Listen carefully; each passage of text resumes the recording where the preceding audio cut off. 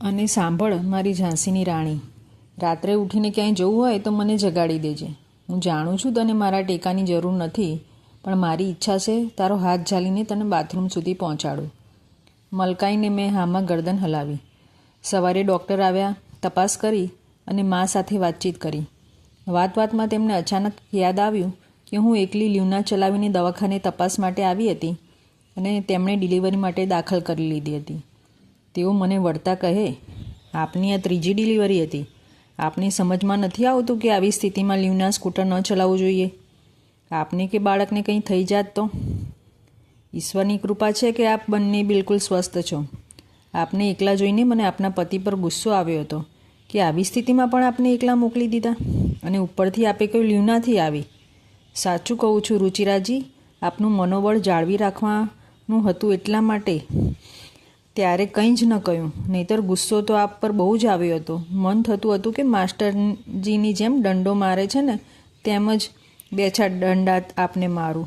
પણ ડૉક્ટર, હું પણ શિક્ષિકા છું, હું તો દંડા નથી મારતી. હા જાણું છું, ત્યારે તો આપને ન પડ્યા. અમે સૌ હસી પડ્યા. વાતને આગળ લઈ જતાં તેઓ બોલ્યા, રુચિરા, તને આવા ટીખળ સૂજે છે કેવી રીતે? સાચું કહે, તું જે સ્થિતિમાં આવી હતી તેવી સ્થિતિમાં લ્યુનાની સીટ પર બેસવામાં તને કષ્ટ ન થયું? મેં ટીખળ કર્યું નહીં, ઘટિત થઈ ગયું. વાસ્તવમાં હું જલ્દીમાં ઘરેથી નીકળી, કારણ કે મને લાગ્યું હતું કદાચ 3-4 કલાક પછી આપ બોલાવશો. સ્કૂલને છોડીને ક્યાંય પણ જવું હોય તો લ્યુનાની ચાવી લઈને નીકળવાની આદત છે, એટલા માટે ચાવી મારા હાથમાં હતી. ચાલતા આવત તો 20 મિનિટ આવવા જવામાં લાગત. મને લાગ્યું અહીં સમય બચાવી લઈશ તો પાછી આવીને રાતનું ભોજન, થર્મોસ, ચા, દૂધ બધું કરી લઈશ. એટલા માટે લ્યુના પર આવી ગઈ. સફાઈ આપતા મેં કહ્યું, પરંતુ સીટ પર તું બેસી કેવી રીતે? તને તકલીફ કે અગવડ ભર્યું ન લાગ્યું? જિજ્ઞાસાવશ ડૉક્ટરે પૂછ્યું. મેં ખચકાતા હકીકતનું વર્ણન કર્યું. તે સાંજે નાહીને મેં ઘરની સાડી પહેરી હતી. દવાખાને આવવા માટે કપડાં બદલવાની આળસ આવી તો સરસ મજાની સાલ મીટાડી લીધી. જ્યારે લ્યુના પર બેસવા ગઈ તો કંઈક વિચિત્ર લાગ્યું, એટલા માટે મેં સાલને સંકેલીને સીટ પર રાખી અને પછી તેની પર બેસીને આવી. માને ત્યાં સુધી ખબર ન હતી કે હું દવાખાને લ્યુનાથી ગઈ હતી. માએ આંખો પહોળી કરીને કહ્યું, આ શું બેટા, આટલી ના સમજ? બેટા, તું અમારી માટે અણમોલ છે. પોતાના સારું નહીં તો અમારા માટે તારું ધ્યાન રાખજે. કહેતાં તેમની આંખોમાં આંસુ આવી ગયા. હા માં, હું આપની વાત કાયમ યાદ રાખીશ, સજળ આંખે મેં કહ્યું. માની વાત દિલને સ્પર્શી ગઈ. 3 દિવસ દવાખાને રહી. ચોથા દિવસે દવાખાનેથી રજા મળી. પરિવારમાં ખોવાયેલી ખુશી પાછી આવી હતી. ઘરે આવતા જ એ જોઈને આશ્ચર્ય થયું કે અનુરાગે દાદાજીની સાથે મળીને ઘર સજાવી રાખ્યું હતું. માએ રોટલીથી પાણીથી નજર ઉતારી, હળદર કંકુ લગાડ્યા અને આરતી ઉતારી. પછી અમે ત્રણેય ઘરમાં પ્રવેશ કર્યો. અનુરાગ અને દાદાજીએ પુષ્પવર્ષા કરીને નવા આગંતુકનું સ્વાગત કર્યું. વાસણવાળીએ માલિશવાળી બાઈની સરસ વ્યવસ્થા કરી લીધી હતી. બાઈ સારી હતી. તે મારું માલિશ કરી જતી અને મારા તથા દીકરાના કપડાં ધોઈ આપતી હતી. દીકરાનું માલિશ દાદી કરી લેતા તથા જ્યારે હું નાહવા જઉં તેને નવડાવીને દાદીના હાથમાં આપી દેતી. દાદી તેને લૂછીને પાવડર લગાવીને કપડાં પહેરાવતા. આંજણ, બિંદી, નજરનું ટપકું હું લગાવી દેતી. બધી જવાબદારીઓ સારી રીતે પૂરી કરીને 3 અઠવાડિયા બાદ મા બાબા નાગપુર જતા રહ્યા. ત્યાં નાની નણંદ એકલી હતી. તેની નોકરી ત્યારે નવી હતી, માટે તે વધારે રજાઓ લઈ શકતી નહોતી. તેને એકલી કેટલા દિવસ રાખે? પછી આઈ દાદા આવ્યા. 10 દિવસ તેઓ રોકાયા. આઈ પોતાની સાથે 24 લંગોટ લઈને આવી હતી. આઈના ઘરે સિલાઈ મશીન હતું. આઈએ મલમલના કાપડના લંગોટ બનાવ્યા અને લાવી. આઈ મારી પસંદની લસણ નારિયેળની ચટણી, ગુંદરના લાડુ, મેથીના લાડુ પણ લઈને આવી હતી. મખણાનો ચેવડો અહીં બનાવ્યો. કાટલાનો સામાન તો આઈ જેટલો સારો તો કોઈ બનાવી જ ન શકે. અને ભોજન ન જાણે કેવી રીતે સમજતી. આઈ વગર કહે કે મારું શું જમવાનું હતું. આ 10 દિવસોમાં આઈનું જોરદાર માલિશ તથા વ્યાયામ કરાવવાથી દીકરો ઘણો જોરદાર તથા મજબૂત બાંધાનો વાલો લાગી રહ્યો હતો. 21 જુલાઈએ દીકરાનો 1 મહિનો થવાનો હતો. આઈએ પહેલો માસિક જન્મદિવસ મનાવવાની તૈયારી કરી. આઈ નીચે ગઈ. સડકની ધારેથી દર્ભ એટલે કે દૂરવાની લાંબી એવી વેલ ઉખાડી લાવી. એક થાળીમાં દૂરવાની લાંબી વેલ 3 ફૂલ, હળદર, કંકુ, ચોખા, ઘીનો દીવો, સોપારી તથા વીંટી સજાવીને રાખી. પ્રસાદ માટે ઘૂઘરા બનાવ્યા. પછી દહીં મથવા માટે ઉપયોગ કરવામાં આવે છે તે રવઈ લાકડાનીને મેજના પાયા સાથે બાંધીને ઊભી કરી. મથવાવાળો ભાગ નીચે અને દંડો ઉપર તથા રવઈની નીચે થાળી રાખી. પાસે પાટલો મૂક્યો. રંગોળી કરી.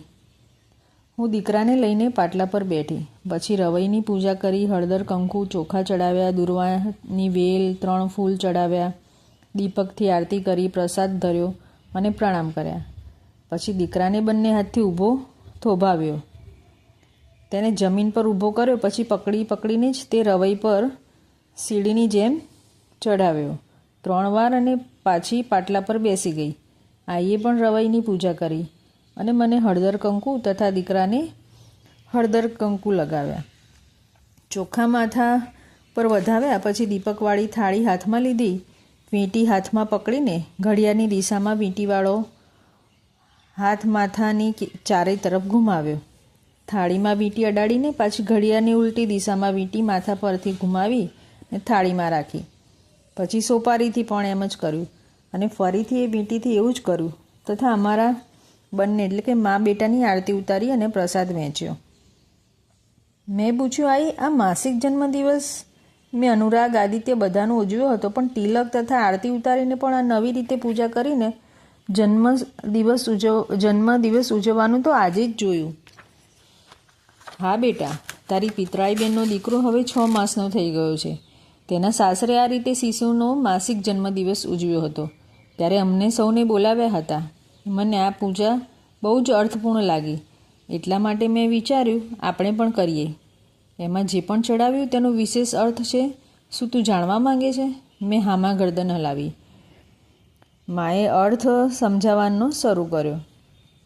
બેટા, આપણે દુર્વાની વેલ ચડાવી તો ભાવના એ હતી કે આ શિશુનો વંશવેલો આમ જ ભરપૂર હર્યો ભર્યો રહે તથા ફેલાયેલો હોય.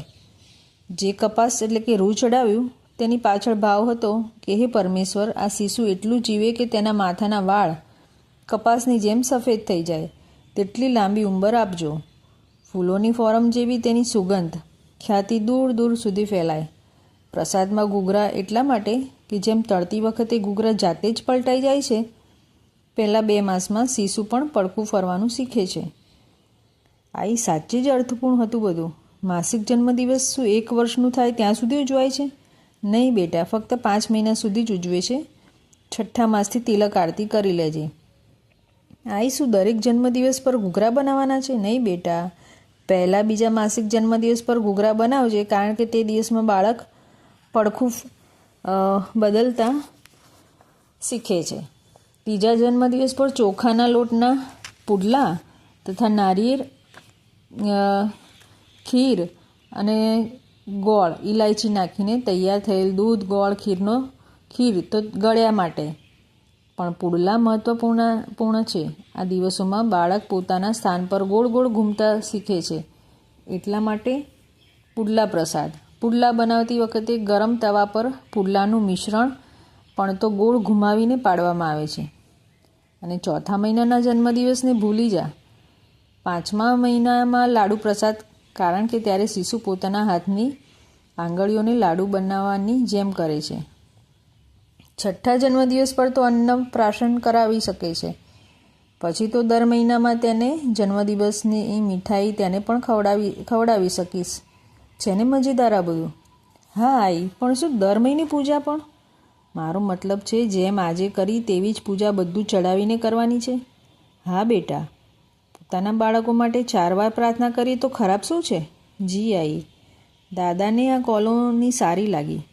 પહોળી પાકી સડક, બંને તરફ હરિયાળી, લીલાછમ ઘટાદાર વૃક્ષ, દૂર સુધી જોઈએ તો લીલી ગુફા જેવી લાગતી. પિતાજીને ચાલવાનો ખૂબ શોખ હતો. તેઓ આ 10 દિવસોમાં આખી કોલોનીનું ચક્કર લગાવીને આવ્યા. જે ભાગમાં મેં પણ નહોતો જોયો તે જોઈ આવ્યા. દાદાએ જણાવ્યું, સાંભળ બેટા, અહીં પાસે જ ખૂબ સરસ છોડવાની નર્સરી છે, સરકારી છે. મારી સારી ઓળખ પીછાણ થઈ ગઈ છે ત્યાંના લોકો સાથે. તું ઈચ્છે તો કેટલાક સારા છોડવા ત્યાંથી લાવી દઉં. બજારથી કુંડા તો લેતો આવીશ. તેમણે કહ્યું છે કુંડા લાવી દો, માટી ખાતર છોડ અમે આપી દઈશું. તો લઈ આવું? મેં હા કહી. તેઓ 20 કુંડા લઈ આવ્યા અને તેમાંથી 4-5માં ઘરમાં રાખવાના રોપા, બાકી તડકાના રોપા લગાવડાવીને એક લારીમાં રખાવીને લેતા આવ્યા. અરે વાહ, આ છોડવાથી ઘરમાં હરિયાળી થઈ ગઈ અને કદાચ અગાસી પર ટેરેસ ગાર્ડન. ખુશ થઈને બોલી ઉઠી, મને છોડવા અતિશય પસંદ હતા અને આ વાત દાદા જાણતા હતા. અમે પિતા પુત્રીની પસંદ, શોખ બગીચો, હરિયાળી, ફૂલ અને તેમની સુગંધ, બસ બીજું શું જોઈએ? પિતાજીએ મને અનોખી ભેટ આપી હતી. બેટા, તારા ચાચાજી જેઓ કૃષિ કોલેજના પ્રાચાર્ય છે અને ટૂંક સમયમાં જ વાઇસ ચાન્સલર બનવાના છે. તેમણે PhD કર્યું છે. તેમણે કેરીની કેટલીક પ્રજાતિઓ શોધી છે જે મોટા પીપમાં અગાસી પર ઉગાડી શકાય છે, અને સંતરા પણ. તેમના વિદ્યાર્થીઓ શોધ કરી રહ્યા છે. અને હા, એક પ્રકારના સંતરાના વિષયમાં તેઓ કહી રહ્યા હતા જે મોટા કુંડામાં ઉગે છે અને વૃક્ષ પર 50થી 100 સુધી નાના નાના સંતરા ઉગે છે. આ સંતરા આકારમાં નાના લીંબુ જેવા હોય છે અને ખાટા પણ લીંબુના જેટલા જ હોય છે, પણ સુગંધ સંતરાની હોય છે. તારી ચાચીએ તેનું અથાણું પણ મોકલાવ્યું હતું, ખાટું મીઠું. પૂછ આઈને. આઈએ કહ્યું, હા, બહુ સ્વાદિષ્ટ હતું. જો તું ઈચ્છે તો અહીં તારી અગાસી પર બગીચા જેવી મજા આવશે. ફળ શાકભાજી પણ ઉગાડવા ઈચ્છે તો ઉગાડી લેજે બેટા. આપણી જેમ વનસ્પતિને પણ સમૂહમાં રહેવું સારું લાગે છે.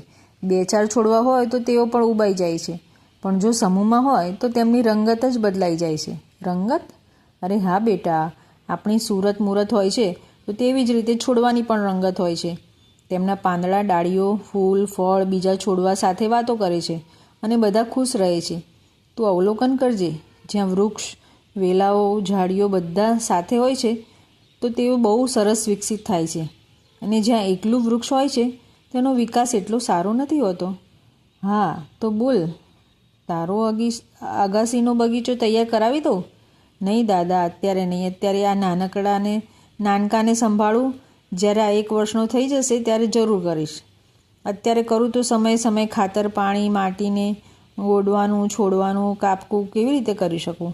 અગાસી પર નળ પણ નથી ને, તો પાણી તો ઘરમાંથી લઈ જવું પડશે. છોડવાના ખબર અંતર પૂછવાનો સમય નહીં હોય તો છોડવા પણ દુઃખી થઈ જશે. નહીં દાદા, હું છું ને, ઉત્સાહિત અનુરાગ બોલ્યો. આઈ, હું છોડવાનું પૂરું ધ્યાન રાખીશ. સાંજે તડકો ઉતરતા પાણી પાઈશ, તેમની સાથે વાતો કરીશ, તેમને ABCD, કવિતાઓ, 1, 2, 3, 4 બધું શીખવાડી દઈશ. આપ તેની ચિંતા ન કરો. વારે મારો નાનકડો ફરિશ્તો, તું આ બધું કરીશ તો સ્કૂલેથી મળેલું ગૃહકાર્ય કોણ કરશે? દાદાએ પૂછ્યું. હું કરીશ દાદા. પહેલાં ભણવાનું કરીશ, પછી તડકો ઉતરતા છોડવાની દેખભાળ કરીશ. અને રમવા ક્યારે જઈશ? તારા દોસ્તો તો તારી રાહ જોશે ને? નહીં દાદા, આ મારો નાનો દોસ્ત બહુ નાનો છે. જ્યારે મોટો થશે ત્યારે રમીશ. ઠીક છે બેટા, આવતી વખતે કેરી, સંતરાના ઝાડ લેતો આવીશ, બરાબર છે? અનુરાગની સામે જોઈને દાદાએ કહ્યું.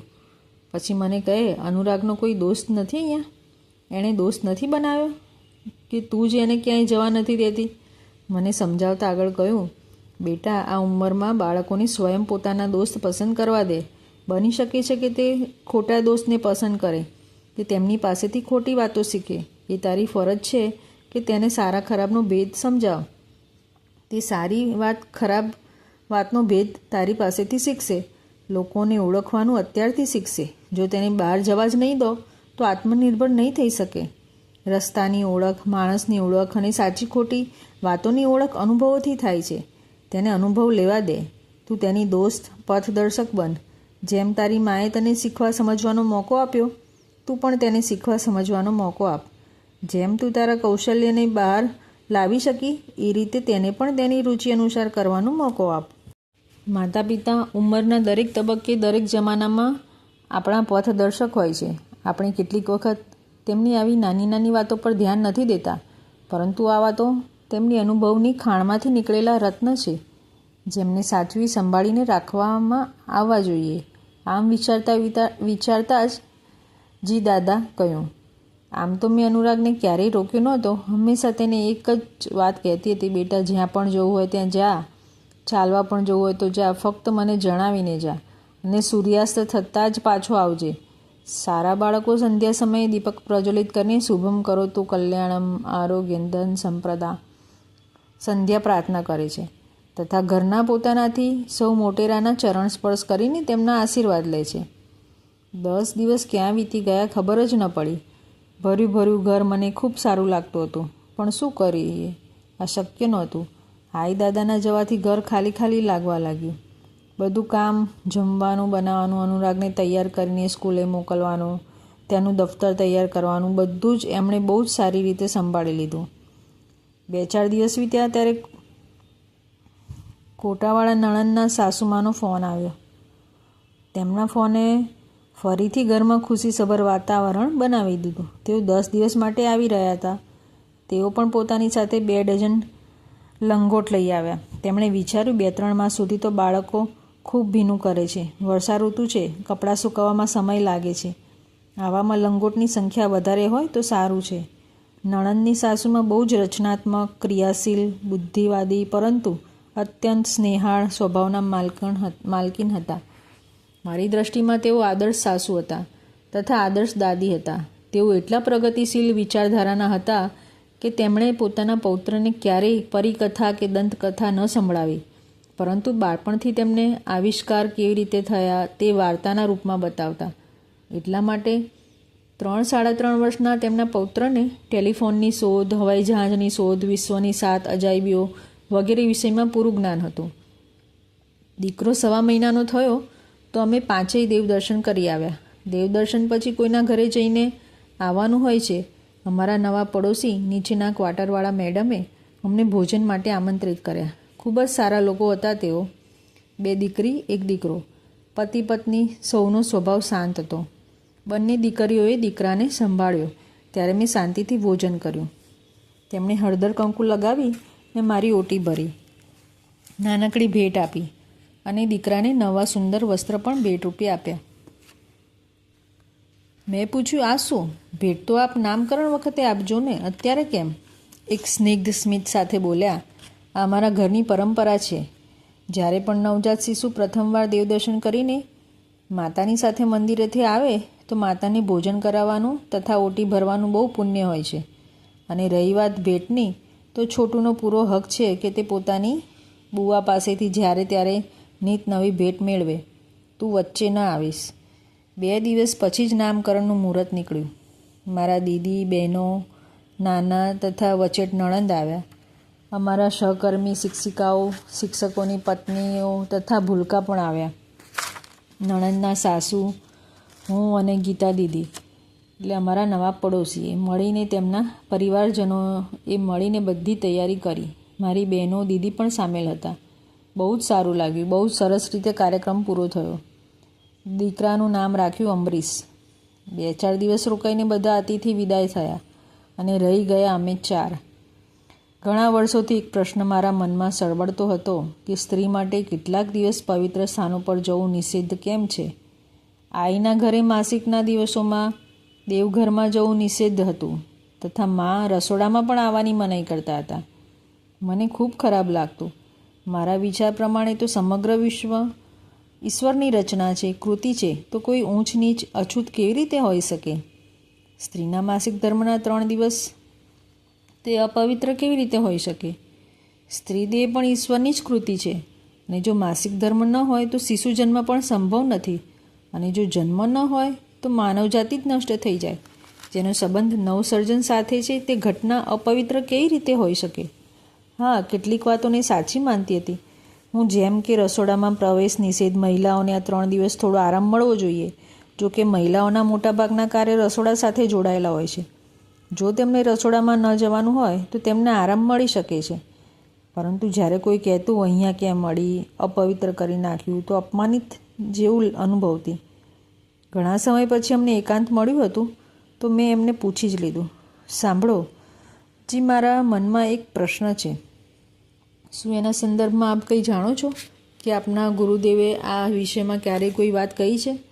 પ્રશ્ન એ છે કે સ્ત્રી અને પુરુષમાં ભેદભાવ કેમ? સ્ત્રીના માસિકના તથા પ્રસવ પછીનો 1.25 મહિનો આ દિવસો સ્ત્રીઓ માટે અપવિત્ર માનવામાં આવે છે. આ દિવસોમાં સ્ત્રીઓ અસ્પૃશ્ય કેમ માનવામાં આવે છે? શિશુને 9 માસ 9 દિવસ ગર્ભમાં રાખવું, સંસ્કાર આપવા, પછી જન્મ આપવો, આ તો પવિત્ર કાર્ય છે. તો પછી શિશુ જન્મ પછી તેને અસ્પૃશ્ય કેમ માનવામાં આવે છે? મારો પ્રશ્ન સાંભળીને નિર્વિકાર નિર્ચાર જેવા આંખો બંધ કરીને બેસી ગયા. કેટલીક ક્ષણો પછી તેમણે બોલવાનો આરંભ કર્યો. માસિકના સમયે સ્ત્રીની આંતરિક સફાઈનું કાર્ય ચાલતું રહેતું હોય છે. ગર્ભાશયની અંતર ત્વચા જૂની ત્વચાનો ત્યાગ કરીને નવી ત્વચાના વિકાસ માટે સજ્જ થાય છે, જેથી ગર્ભાધાન કરી શકાય. તે સમયે જૂની અંતર ત્વચાને બહાર નીકળવાનું હોય છે. આવા સમયે જ્યારે તે મંદિરે જાય છે કે તેનું સદગુરુની પાસે જવાનું થાય, ત્યારે દેહ ચૈતન્ય ગ્રહણ કરવા લાગે છે અને એક જ સમયે દેહમાંથી બહાર નીકળવાની પ્રક્રિયા તથા દેહમાં ગ્રહણ કરવાની પ્રક્રિયા થાય તો કેટલીક શારીરિક તકલીફ થવાનો ભય રહે છે. આવામાં માસિક સાથે સંબંધિત કે ગર્ભાશય સાથે સંબંધિત તકલીફ દોષ થવાની સંભાવના હોય છે. તને એક ઉદાહરણ આપીને સમજાવું. તે મુંબઈની લોકલ ટ્રેન તો જોઈ છે ને, તેમાં યાત્રા પણ કરી છે. આ ટ્રેનમાંથી ઉતરવું હોય તો દરવાજા પાસે ઊભા રહેવાનું હોય છે. રેલ રોકાતા આપ તરત ઉતરી ગયા તો ઠીક, નહીંતર આવનારાની ભીડ એટલી ઝડપથી તથા દબાણપૂર્વક આવે છે કે પછી કોઈના ઉતરવાની સંભાવના જ નથી રહેતી. અર્થાત એક સમયે આપ ડબ્બામાંથી ઉતરો કે પછી ચઢો, બંને કાર્ય અંદર આવવું તથા બહાર જવું એકસાથે થઈ શકવું અઘરું હોય છે. પ્રસવ પછીના 10 દિવસ માસિક જેવા જ હોય છે, પરંતુ પ્રસવ પછીનો 1.25 મહિનો અલગ કારણથી દેવસ્થાન પર તથા રસોડામાં વર્જ્ય કહેવામાં આવ્યો છે. પ્રસવ પછીના અગાઉના 10-15 દિવસો માટેનું એક કારણ માસિક જેવું છે, પરંતુ આ દિવસો એટલે કે 1.25 મહિનો માતા તથા શિશુ માટે અત્યંત મહત્વપૂર્ણ હોય છે. જન્મથી શિશુ સમાજના લોકો કરતાં અત્યંત શુદ્ધ અવસ્થામાં હોય છે. માતાનું ચિત્ત પણ પૂર્ણ રીતે શિશુ પર રહે તો શુદ્ધ રહે છે, પરંતુ તે મંદિર જેવા સ્થાનો પર જવાથી ત્યાં આવતા જતા લોકો તથા રસ્તામાં દેખાનારા કે મળનાર લોકોમાં ચિત્ત જવાથી માતાનું ચિત્ત દૂષિત થાય છે. ચિત્ત દોષનો પ્રભાવ શિશુ પર પણ થાય છે. દૂધના માધ્યમથી આ દોષ શિશુ સુધી પણ પહોંચે છે, અર્થાત શિશુને પ્રદૂષિત દૂધ મળે છે. મને ઘણીવાર લાગે છે કે તમે મહિલાઓ ભોળી, ભાવુક તથા સ્વયંની દુશ્મન છો. માસિક હોય કે પ્રસવ પછીનો 1.25 મહિનો, જ્યારે કોઈ આપને આરામ આપી રહ્યું છે તો આપને આરામ કરતાં કેમ નથી આવડતું? જ્યારે માસિકમાં પ્રસવ પછી આપ જ કામ કરવા માટે તત્પર રહેશો તો પુરુષ કામ કરે શા માટે? આમ પણ 99% ભારતીય પુરુષ પત્નીને મદદ કરવી કે રસોડામાં કામ કરવું તેને નિમ્ન કોટીનું કે તુચ્છ કાર્ય માને છે. આજની સ્ત્રીએ આ આધુનિક વિચારધારાને અપનાવીને પોતાના પગ ઉપર સ્વયં કુહાડી મારી છે. બાપ રે, આ રોકટોક પાછળ આટલું ઊંડું વિજ્ઞાન છુપાયેલું હતું. હું તો જાણતી જ ન હતી. ઘણો વખત થઈ ગયો હતો. બેઠા બેઠા તેથી સૂઈ ગઈ. સૂતા સૂતા જ મેં એમને કહ્યું, આજે આપે મને ઘણા વર્ષોથી જેના સમાધાનની શોધ હતી, આપે ખૂબ સરસ રીતે તે પ્રશ્નોનું સમાધાન કર્યું.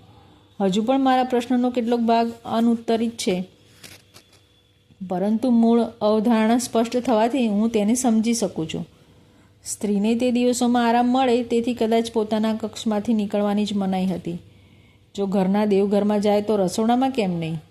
કૂવા વાવ કેમ નહીં? નદી પર કેમ નહીં? જો અહીં જઈ શકે તો જા પાણી ભર, કપડાં ધો, વાસણ માંજ વગેરે કામ તેને ચોક્કસ આપવામાં આવત. કદાચ ખેતીના કામ પણ સોંપવામાં આવત. તેથી આ દિવસોમાં સ્ત્રીને અસ્પૃશ્ય ઘોષિત કરી હશે, જેથી ન કોઈ તેને સ્પર્શ કરે, ન તેનું સ્પર્શ કરેલું કંઈ ગ્રહણ કરે. ન હોગા બાંસ ન બજેગી બાંસુરી. કેમ, બરાબર કહ્યું ને? એ મલકાયા. અરે, અમરીશના દૂધપાનનો સમય થઈ ગયો. વિચારતા તકિયો મૂકીને દિવાલે પીઠ ટેકવીને બેસી ગઈ. તે પણ કચકચ કરતો હતો. જોયું તો લંગોટ ભીની કરી હતી. કપડાં બદલાવીને તેને દુગ્ધ પાન કરાવવા લાગી. મનમાં હજુ પણ તે જ વિચાર ચાલી રહ્યા હતા. થોડી જ મિનિટ દૂધ પીને અમરીશે જોરથી બચકું ભર્યું.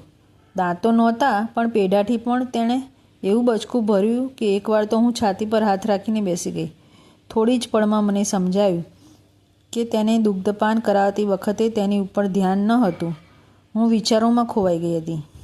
તેથી તેણે મને વર્તમાનમાં લાવવા માટે બચકું ભર્યું. દુગ્ધપાન કર્યા પછી મારું મનોમંથન ફરી શરૂ થયું. પ્રાચીન સમયમાં આ બધા નિયમ ખૂબ ચુસ્ત રીતે પાળવામાં આવતા હતા. કદાચ એટલા માટે જનન અંગો સાથે સંબંધિત ફરિયાદો વિકાર ઓછા જ થતા હતા. મેં ઘણી 80-85 વર્ષની મહિલાઓને આટલી ઉંમરે પણ કામ કરતા જોયા. તે મહિલાઓ એટલા માટે સ્વસ્થ અને ક્રિયાશીલ રહી શકી કારણ કે તેમને જીવનમાં માસિક તથા પ્રસૂતિના નિયમ તથા તે દિવસો દરમિયાન આહારનું પણ વિશેષ ધ્યાન રાખ્યું હશે. ઘરની ઘરડી બુઢી મહિલાઓ ચુસ્ત રીતે તેનું પાલન કરાવે છે તો તેમને અભણ ગમાર કહેવામાં આવે છે. પ્રસૂતાએ ઠંડા પાણીથી ન તો નાહવું જોઈએ ન હાથ ધોવા જોઈએ. ઠંડા પાણી વડે હાથ ધોવાથી શિશુને પણ શરદી થઈ શકે છે. માતાએ 1 લીટર પાણીમાં 1 ચમચી વાવડિંગ તથા 1 ચમચી સાબુદાણા નાખીને ઉકાળીને પીવું જોઈએ, જેથી શિશુના પેટમાં કૃમિ કે વાયુની તકલીફ ન થાય. સૂંઠ, મેથી દાણા, ગોળ અંદરથી શરીરને ઉષ્મા આપે છે, જેનાથી પાચન તો સારું રહે જ છે, અંદરના દુખાવામાંથી રાહત મળે છે તથા સાંધાઓ માટે ઉત્તમ છે. ગુંદર, મખાણા કેલ્શિયમના સ્ત્રોત છે તથા સૂકા મેવા અન્ય ખનિજ દ્રવ્યો અને વિટામિનના સ્ત્રોત છે. આ બધાની સાથે મહત્ત્વપૂર્ણ છે ગાયનું શુદ્ધ ઘી. ઘરમાં માતા, દાદી, નાની વગેરે લોકો જે પારંપરિક રીતે પ્રસૂતાની ઔષધિઓ લાડુ, શીરો, દૂધ, પાણી તથા ઘીમાં તૈયાર કરતા આવ્યા છે, આજકાલ તેનું ચલણ બહુ ઓછું થઈ ગયું છે. કદાચ એ જ કારણે આજકાલ 40-50 વર્ષની મહિલાઓ તેટલી મજબૂત નથી દેખાતી જેટલી 60 વર્ષની મહિલાઓ દેખાય છે. જ્યારે આજે મને આટલો ફરક નજરમાં આવી રહ્યો છે તો કાલે કોણ જાણે શું થશે. બની શકે છે કાલની 30-32 વર્ષની મહિલા અસ્થિ વિકાર જેવા કે ઓસ્ટિયોપોરોસિસથી ગ્રસ્ત હોય. મને મા તથા આઈ પાસેથી જે પારંપરિક જ્ઞાન મળ્યું છે તેને હું આગળની પેઢી સુધી અવશ્ય પહોંચાડીશ. આજકાલ તો ડૉક્ટર પણ પ્રસૂતાને કહે છે કે તમે કંઈ બીમાર થોડા છો, એકાદ અઠવાડિયું આરામ કરો, પછી જે ઈચ્છો કરી શકો છો, જ્યાં ઈચ્છો ત્યાં જાઓ, પરંતુ શિશુને બહાર ન લઈ જતા. તે નાનું છે. કેટલીક મહિલાઓને મેં પ્રસૂતિના 1-2 સપ્તાહમાં જ બહાર જતા જોઈ છે. ડૉક્ટરની વાત તો ખોટી નથી. તેઓ શરીરના ચિકિત્સક છે. તેમને મારા કરતાં અનેક ગણું વધારે જ્ઞાન હશે, પરંતુ બીજા તથા ત્રીજા પક્ષને નજર અંદાજ ન કરી શકાય. બીજો પક્ષ અર્થાત પ્રાકૃતિક રૂપે મળતી ઔષધિઓનું સેવન. આપણા શરીરને ભોજન પચાવવાની આદત છે, અર્થાત પ્રાકૃતિક વસ્તુઓને પકાવીને જમવાની પચાવવાની આદત છે. આપણું શરીર જ્યારે પ્રાકૃતિક ઔષધિઓ પચાવી શકે છે તો બીજું શું જોઈએ. પણ હા, આજકાલ ઘીથી ડરીને લોકો આ લાડુ, શીરો જેવી ઔષધિઓથી દૂર ભાગી રહ્યા છે, પરંતુ તેઓ નથી જાણતા કે ઘી વિટામિન એનો સ્ત્રોત છે તથા વિટામિન ડી અને ઈના પાચન માટે અનિવાર્ય છે. ઘી આપણી ત્વચાને અંદરથી સ્નિગ્ધ બનાવી રાખે છે. આપણી રક્તવાહિનીઓ, હૃદય, કિડની, પાચનતંત્ર, ફેફસા બધાનું લચીલાપણું પણ જાળવી રાખે છે. મને તો લાગે છે સ્વભાવની વૃક્ષતાને પણ દૂર કરવાનું કાર્ય કદાચ ઘી કરતું હશે. રોજ પ્રત્યેક વ્યક્તિ 1 ચમચી ગાયનું ઘી અવશ્ય ખાવું જોઈએ. ત્રીજો પક્ષ અર્થાત વિચારોનો પ્રભાવ. જ્યારે પ્રસૂતાને અનેક લોકો સાથે મળવા દઈએ તો અનેક લોકોમાં પ્રસૂતાનું ચિત્ત જશે અને ચિત્ત જવાથી તેમના વિષયમાં વિચાર આવશે. બહારથી આવેલા લોકો તો શુદ્ધ નહીં હોય. પ્રસૂતા અને શિશુ તો શુદ્ધ રહે છે, પરંતુ મળનાર લોકો દ્વારા પ્રસૂતાના વિચાર દૂષિત થઈ શકે છે તથા તે પ્રદૂષણ દૂધના માધ્યમ દ્વારા શિશુ સુધી પણ પહોંચી શકે છે.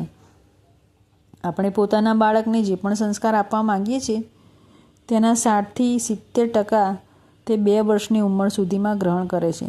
5 વર્ષની ઉંમર થતાં 90% સંસ્કાર થઈ ચૂક્યા હોય છે.